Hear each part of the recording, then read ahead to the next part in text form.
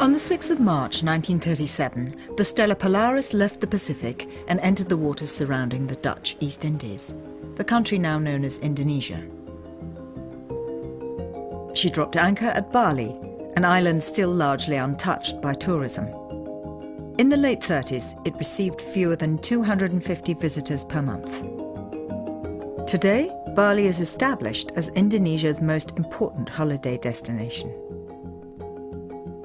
They steamed on to Java, where the Dutch colonialists had tried to turn the capital Jakarta into the Amsterdam of the East by building a network of canals. But the canals brought malaria, cholera and dysentery to the city, causing tens of thousands of deaths among Dutch workers and the local population.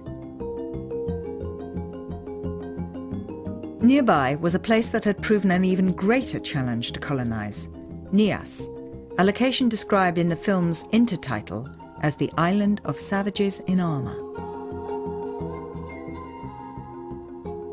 Nias had a particularly bad reputation among the Dutch as a tough place.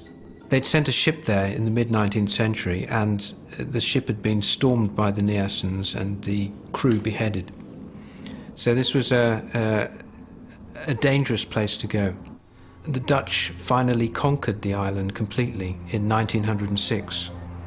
But 15-20 years before this film was shot, these people were still living the heroic life of warriors, raiding enemy villages, capturing hostages, and hunting for heads.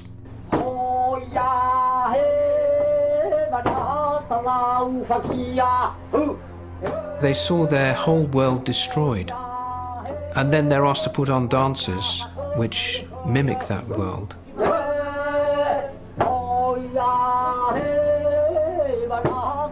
We see the chief in his ceremonial costume, but in fact he had very little power by this time because the Dutch had taken away most of his powers of patronage and jurisdiction.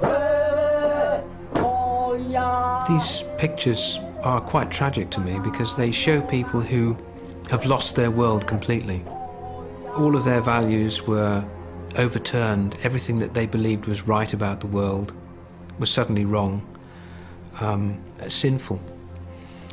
And their heroic warrior ethos was suddenly devalued as something terrible and a crime.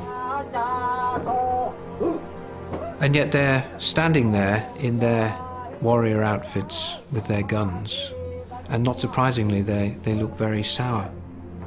Who wouldn't?